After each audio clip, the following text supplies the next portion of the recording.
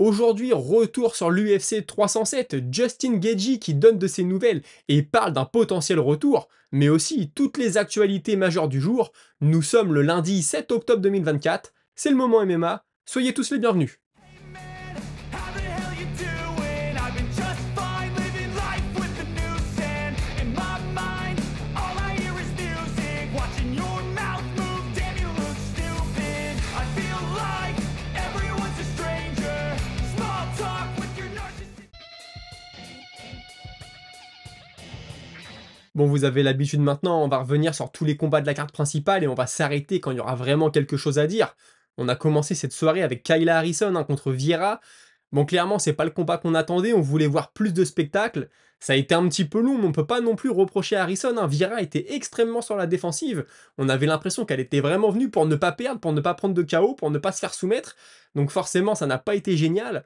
Après, debout, je retiens quand même que la défense de Kayla Harrison, c'est pas ça. Elle prend quand même des coups, faudrait faire attention. C'est vrai qu'on a l'impression qu'actuellement à l'UFC, dans sa catégorie et dans le gratin, il n'y a pas forcément de strikeuse d'élite. Mais attention quand même, hein, un high kick ou un direct au menton, ça peut être vite venu. Donc je ne doute pas qu'elle va rectifier le tir pour ses prochains combats. Ensuite, on a eu Dolidze contre Kevin Holland. Et là, bon, Holland, on a vu, hein, ça s'est terminé sur la blessure à la côte, hein, c'est une fin un peu particulière.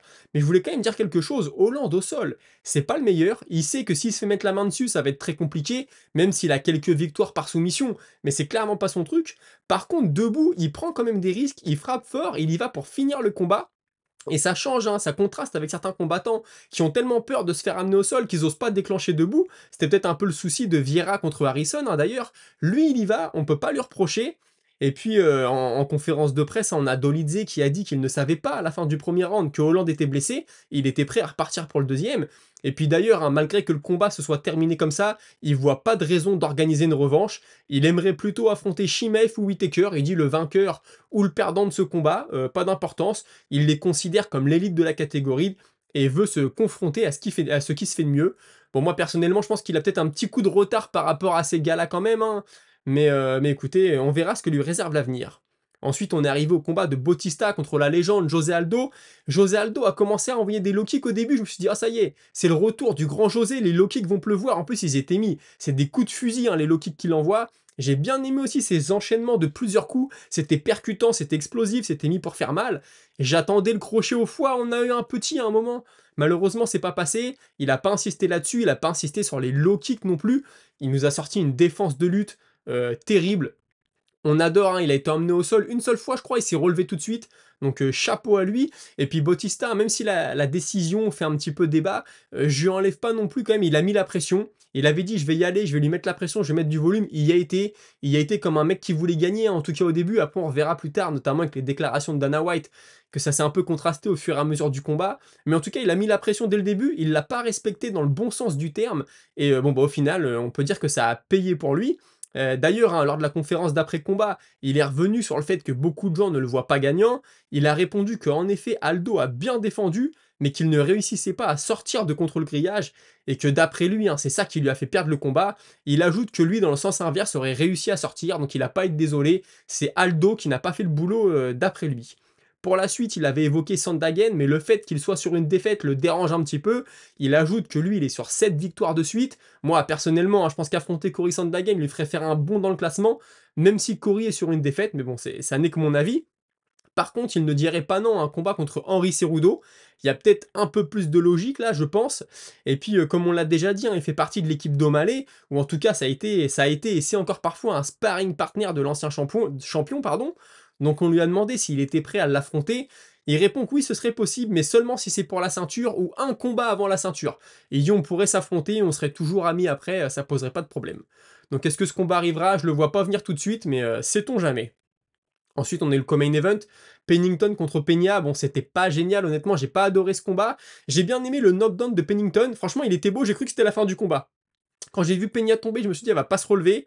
Encore une décision qui fait débat, on y reviendra avec Dana White après, qui a un peu allumé les juges en conférence de presse. Mais j'étais content de ce knockdown parce que Pennington, elle avait passé un peu de temps au sol dans les rounds d'avant, donc elle aurait pu être cramée, mais non, elle avait continué à mettre un peu de pression. Voilà, c'était pas le combat le plus excitant, mais écoutez, c'était notre co-main event de la soirée. Et puis on arrive au main event, hein, ensuite on parlera un peu plus d'actualité, vous commencez à en avoir l'habitude. Rountree, moi qui m'a surpris debout au début, il a vraiment été offensif, il a essayé de toucher. Bon, Pereira gérait très bien la distance, il se faisait toucher, mais toujours en bout de course. D'ailleurs, il était assez peu actif, on savait pas s'il mettait quelque chose en place, s'il avait du mal à lire le jeu de Rountree. On pouvait se poser quelques questions, hein, même s'il a énormément d'expérience. Au troisième round, d'ailleurs, hein, il y a un middle au foie qui passe de Rountree, et Pereira baisse les bras et vient s'appuyer contre le grillage. Je sais pas s'il a été touché ou un tout petit peu, et qu'il a le foie qui l'a piqué un peu, ou si c'était juste une façon pour lui de reculer, de récupérer. Je me suis dit, oh, attention, il a peut-être été touché au foie, ça pourrait tout changer. Et puis ensuite, quand Pereira a commencé à toucher, hein, c'était impressionnant. Rountree s'est écroulé. Il a essayé d'envoyer quelques coups à la fin pour finir le combat, mais vraiment, Pereira, il était en vitesse de croisière. Et puis moi, ce qui me bluffe, le dernier enchaînement, il est magnifique. Le coup au foie, justement, qui passe, à mon avis, il a fait bien la différence. Les uppercuts qui n'ont l'air de rien, on croirait des uppercuts des fois de débutants, qui vient seulement toucher, mais en fait, il explose le visage de son adversaire. Pereira, hein, il me bluffe. Et puis d'ailleurs, alors après, j'entends les gars qui me disent oui, il a jamais été testé par un lutteur. Voilà, on dit que c'est un monstre, mais tu verras quand il va affronter Calef. Je suis d'accord avec vous. Mais en attendant, il véhicule une image qui est très bonne, que j'aime beaucoup. Et puis dans la cage, il détruit les adversaires. On verra ce que ça va donner contre les gros lutteurs, mais pour l'instant, il est vraiment impressionnant. Il a créé un vrai personnage. Et franchement, je ne l'ai pas vu venir, hein. Je vous invite à réécouter les tout premiers épisodes de mon émission. Je disais que j'y croyais pas. Je disais voilà, Pereira, j'y crois pas. Pour son premier combat à l'UFC, il a été un peu testé debout, alors que c'est son domaine de prédilection, etc. Finalement, il m'a fait mentir, donc félicitations à lui. Et puis en conférence de presse, hein, il a déclaré qu'il a vu un camp d'entraînement très difficile, jonché de blessures, de maladies, il était sous antibiotiques, il l'a dit, il a aussi eu des problèmes de visa, il fallait qu'il aille à l'ambassade très régulièrement, ça a un peu pourri son camp d'après lui. Et puis concernant ses blessures, hein, on pense forcément à son hyperactivité au sein de l'UFC. Lui, il explique qu'il va prendre un peu de repos, mais qu'il va continuer à s'entraîner. Donc chacun comprendra ça comme il veut. Sur les réseaux sociaux, j'ai vu que c'était repris oui, Alex Pereira a besoin de prendre du repos, sa citation. Mais ce qu'ils disent pas, c'est qu'après, il y avait une virgule et il disait je vais quand même continuer à m'entraîner. Donc est-ce qu'on peut vraiment parler de repos? Je ne sais pas. Et puis il est bien conscient, hein, qu'il est sur la fin de sa carrière et qu'il ne veut pas perdre de temps, c'est ce qui explique aussi cette grosse activité. Et puis concernant le combat, il dit ne pas avoir été surpris par Khalil Rountree, qu'il avait un plan, qu'il a suivi le plan et que tout s'est passé comme prévu. Donc que demander de plus? Il était un petit peu touché au visage, mais quand tu le compares à Khalil Rountree, à la fin du combat, les deux n'ont rien à voir. Là pour le coup, tu sais qui a gagné et tu sais qui a perdu. Dana White, hein, comme le veut la coutume, a fait sa traditionnelle conférence de presse après l'événement. Il s'est dit très satisfait du main event, hein, c'est ce à quoi les gens s'attendaient et ce qu'ils voulaient voir. Il a eu un petit mot pour les gens qui avaient critiqué le fait que Rountree classé 8 ait son title shot.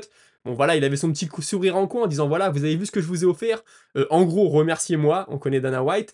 Il estime que Rountree va en sortir grandi ou au moins encore plus populaire aux yeux du public. Là, je pense que c'est vrai. Et puis on comprend qu'il va prendre soin de lui, hein. Il y a eu une prime, il y aura peut-être un peu plus. Le prochain combat sera aussi peut-être pour le mettre en valeur. Je suis assez confiant pour la suite pour Rountree s'il n'est pas trop blessé, forcément, je l'espère. Par contre, il a allumé les juges, comme je vous le disais, hein, notamment pour le co-main event et le combat d'Aldo. D'après lui, Bautista n'avait pas une lutte offensive, mais il cherchait à égrener le temps. Et comme il le dit, si tu ne cherches pas à gagner, tu ne dois pas gagner. Donc voilà, les juges en ont pris un peu pour leur grade. On a aussi Justin Gaethje qui s'est exprimé dans le week-end. Il vise un retour au mois de mars. Ça fait 6 mois là qu'il s'est fait mettre KO par Max Holloway et il avait déclaré qu'il prendrait 6 mois sans sparring. Donc ça y est, il va reprendre le sparring là très prochainement. Du coup, il pense que voilà, 5-6 mois de sparring, ça fait un retour au mois de mars, ça lui irait très bien. On lui a demandé si ça pourrait être le combat de Poirier. Poirier a dit qu'il revenait, ça pourrait faire, c'est vrai, la trilogie, hein, la belle, une victoire chacun. Il dit oui, je pourrais être son prochain adversaire, mais moi je cours pas après. Je comprends que lui ait peut-être envie de m'affronter parce qu'il a perdu le dernier combat, mais moi si c'est lui, c'est lui, si c'est pas lui, c'est pas lui. Personnellement, combat de retraite pour Poirier contre Gaethje, moi ça m'irait très bien. Peut-être que Gaethje arrive à la fin aussi, il a pas communiqué là-dessus, mais ça pourrait être aussi un de ses derniers combats. Cory Sandhagen, hein, lui, aimerait combattre en décembre. Malheureusement pour lui, personne ne semble disponible. Il n'aurait pas fermé la porte à José Aldo, hein, malheureusement. Bon, bah, le Brésilien, il s'est incliné ce week-end, même si c'est une décision serrée qui fait controverse, c'est une défaite quand même. Et le combat qui fait le plus de sens, hein, à ses yeux, ce serait de prendre O'Malley. Mais avec l'opération que subit O'Malley, on va en reparler un petit peu après, il reconnaît que ça va être compliqué. Il laisse entendre, hein, que même s'il n'avait pas eu d'opération, il a l'impression que Sean aurait fait traîner les choses, qu'il l'évite un peu, hein, si je dois paraphraser, pardon. Il a aussi déclaré que ces dernières années, il a beaucoup mis l'accent sur le grappling. D'ailleurs, il est plutôt fier de ce qu'il a proposé dans ce domaine face à Oumar, mais il veut maintenant insister sur le striking, hein, comme il le dit, pour remettre des KO. Cory Sandhagen, il continue à se construire malgré les défaites, les victoires, les défaites, et cetera, les blessures aussi. Est-ce qu'on le verra un jour avec la ceinture? C'est vrai que pour l'instant, on a l'impression que ça va être l'éternel second, mais les choses peuvent encore changer, peuvent évoluer, et vu ce qu'il a fait contre Oumar, franchement, il a quand même le niveau pour être dans les discussions très très intéressantes. Et puis enfin, il veut être actif et ne pas rester sur la touche trop longtemps, donc espère quand même revenir dans les mois qui viennent. On a Tim Welch, hein, le coach de Sean O'Malley justement, ancien champion des poids coqs, je vous le rappelle, fraîchement détrôné par Merab Dvalishvili. Il est revenu sur ce combat, hein, le coach, alors il commence déjà par donner du crédit à Merab, en expliquant qu'il est venu avec un bon game plan et qu'il l'a parfaitement exécuté. Et il ajoute aussi que le Géorgien est extrêmement explosif et puissant sur ses amenés au sol, et que dans les phases de clinch, son grip est très solide. Concernant ce grip, justement, il faut savoir qu'il vient à chaque fois chercher son gant opposé. C'est autorisé, hein, il est interdit d'attraper le gant de l'adversaire, mais tu peux attraper ton propre gant, ça c'est ok. Je l'ai appris, hein, j'avais toujours eu un doute là-dessus. Et puis, ce qui a énormément gêné O'Malley, hein, toujours d'après lui, ce sont les déplacements de Merab et puis son timing qui est très difficile à lire. Il pense aussi que Sean aurait pu mieux s'en sortir sur certaines défenses de takedown, et ils ont dans leur salle, hein, d'après lui, de très bons lutteurs qui ont du mal à l'amener au sol, mais malheureusement, comme il le dit, ce soir-là, sa défense n'était pas au top et il l'a payé cash. Malgré tout, il en tire quand même du positif, hein, comme par exemple le fait que O'Malley a remporté le 5e round et semblait même plus frais, le plus frais des deux, hein, alors que son adversaire, Merab, est connu pour être un monstre de cardio. Là, personnellement, moi, je pense que c'est plutôt Merab qui a levé le pied que le contraire. C'est mon avis, en tout cas, il a voulu assurer. Et puis enfin, sur ce point-là qui suit, je lui donne raison. Son combattant, c'est maintenant qu'il peut faire 5 rounds contre un lutteur de haut niveau, ce qui mentalement va beaucoup lui apporter. Entièrement d'accord avec lui, faire 5 rounds avec Merab, un lutteur au tel cardio, je pense que la prochaine fois qu'il va monter dans la cage, il va être plus en confiance, mentalement ça va jouer. Et puis sinon, hein, comme déjà annoncé, et comme je vous le disais tout à l'heure, il vient de se faire opérer, je crois qu'il s'est fait opérer vendredi ou samedi. Il assure que O'Malley va garder une hygiène de vie très saine, ce qui devrait lui permettre de revenir l'été prochain. Et puis avec cette opération, il devrait de nouveau pouvoir faire de grosses sessions de lutte, ce qui n'était plus possible depuis un certain temps à cause de cette blessure justement. Et puis pour conclure, hein, on a beaucoup reproché à Tim Welch son discours à la fin du 4e round. On estime qu'il aurait dû secouer O'Malley pour le réveiller, au lieu de lui dire allez dans 5 minutes c'est fini, etc. Lui, il a été très clair là-dessus, il reconnaît que il connaît son combattant depuis 12 ans, il l'a accompagné dans 25 combats professionnels, et ce genre de méthode ne fonctionne pas avec lui. Il dit si j'avais hurlé dessus, il m'aurait dit arrête de me hurler dessus, ça sert à rien, donc je ne l'ai pas fait, je suis convaincu d'avoir fait le bon choix. J'ai envie de dire, c'est lui qui connaît son combattant, pas nous, donc c'était peut-être la bonne solution. Puis il ajoute en plus, il a gagné le 5e round. Bon, moi je dirais plus que c'est Merab qui l'a laissé filer, mais chacun aura son interprétation là-dessus. Puisqu'on est chez les poids coqs, on y reste avec Ali Abdelaziz, hein, le fameux agent de tout le clan Khabib. Il a garanti que Oumar Nurmagomedov, son prochain combat sera pour le titre. L'UFC lui a garanti ça à 100%. Mais son poulain veut combattre en janvier ou en février et n'attendra pas Merab. Il le dit, nous on veut combattre en janvier et février, si Merab nous fait attendre, on veut être actif, on veut combattre avant le ramadan, donc c'est pas grave, on passera notre tour, même si l'UFC ne nous l'a promis. Et puis il explique aussi que si Oumar a pris Sandhagen, ce qui avait été beaucoup critiqué à l'époque, on disait que l'UFC le poussait, lui faisait un privilège, il dit Oumar il était prêt à affronter n'importe qui, sauf que entre lui et Sandhagen au classement, tout le monde l'a refusé, donc c'est tombé sur Sandhagen, et puis c'est comme ça, c'est pas lui qui a choisi. On va se faire un petit détour par le kickboxing maintenant, puisque il y a le One FC, moi je regarde pas tout le temps, vous le savez, mais ils font du kickboxing, de la boxe thaï, du MMA, et là ils ont publié sur leurs réseaux sociaux le combat de Takiru contre Tanzin, un combat de kickboxing, c'est les catégories très très légères, hein. Takiru avait perdu contre Superlek il y a quelques mois, et je voulais attirer votre attention là-dessus, si vous avez, je sais pas, la vidéo dure 7 minutes, hein, le combat a pas été long, c'est du kickboxing de très très haut niveau, vous le savez, moi je regarde surtout le MMA, mais du kickboxing à ce niveau-là, c'est impressionnant, ça va vite, ça va fort. Les mecs, c'est des mitraillettes, ça envoie pied-point, point-pied, ça n'arrête pas. Je vous invite à aller voir ce combat si vous ne l'avez pas vu. Et puis surtout, ça m'amène à l'autre sujet, hein, Le Banner, Jérôme Le Banner, la légende française qui s'est fait mettre KO ce week-end au Japon. Il avait réintégré un tournoi du K1. Il prend un terrible KO, un enchaînement de crochets. Il se masque un peu la vue, hein, vous voyez, de toute façon, il prend le high kick en pleine tête. Le Banner, je crois qu'il a passé les 50 ans. Il a encore ce feu en lui, on l'a vu des interviews, il le dit, moi j'ai toujours envie de combattre, j'ai toujours envie d'être là, mais là celui-là à mon avis il fait très mal, espérons qu'il s'en remette très bien. Et puis toujours en pied-point, le Français Alexis Nicolas, qui a perdu sa ceinture au ONE FC, justement, ceinture des poids légers, je crois que c'est moins de 80, moins de 77, je veux pas dire de bêtises. Combat très serré, mais son adversaire, hein, qui l'avait battu un peu plus tôt dans sa carrière, lui a mis plus d'activité, plus d'agressivité, j'ai trouvé, et je pense que c'est ce qui a fait la différence. On a l'impression qu'il avait plus faim, qu'il avait plus envie de repartir avec la victoire que le Français. C'était très serré, je pense que c'est pas fini pour le Français dans le ring cette fois. On va retourner à l'UFC, hein, et puis Joe Rogan qui a parlé avec Marc Goddard. Marc Goddard, c'est l'arbitre. Il a arbitré justement Pereira contre Rountree, et il dit en 20 ans de carrière, je n'ai jamais vu quelqu'un frapper ses adversaires et que ça fasse ce bruit. Il le dit, le bruit il est terrifiant, les points de Pereira, à la télé on s'en rend pas compte. Tu t'en rends compte quand tu vois la tête de l'adversaire qui bouge, mais t'as pas l'impression que c'est le mec le plus puissant si tu le compares à un Derrick Lewis par exemple. Mais Goddard le dit, j'ai jamais entendu des frappes aussi sèches, aussi fortes, c'est quelque chose d'impressionnant. Khalil Rountree, lui, a déclaré qu'il n'avait pas été surpris, qu'il pensait qu'il serait capable de mettre plus de dommages, hein, plus de coups à Pereira, mais Pereira a fait un très bon boulot, comme il le dit, d'esquive et de remise, il a géré la distance, donc félicitations à lui. Nick Diaz devait affronter Vicente Luque il y a quelques mois, ça avait été reporté pour des problèmes administratifs, et là on a Nick Diaz qui poste un 11-27-1991, un petit tiré 12-7-2024. Donc en fait, le 27 novembre 91, c'est la date de naissance de Vicente Luque, et on suppose que du coup, le 7 décembre, les deux vont s'affronter. Écoutez, Nick Diaz, ça fait un moment qu'on ne l'a pas vu, on l'avait vu revenir contre Robbie Lawler. Vicente Luque, depuis, il a quand même combattu, hein. Je crois qu'il avait pris son combat contre Buckley suite à l'annulation de Nick Diaz. Est-ce que ce combat aura lieu? Écoutez, je le souhaite pour les deux si c'est ce qu'ils veulent.